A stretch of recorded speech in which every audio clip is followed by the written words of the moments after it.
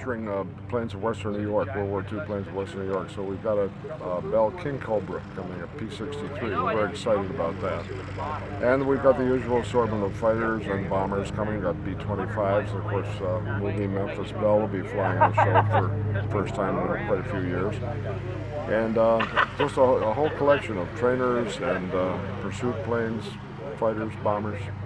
There'll be about 80 planes in all. Which is a large number? That's a good number for a small airport like this, yeah.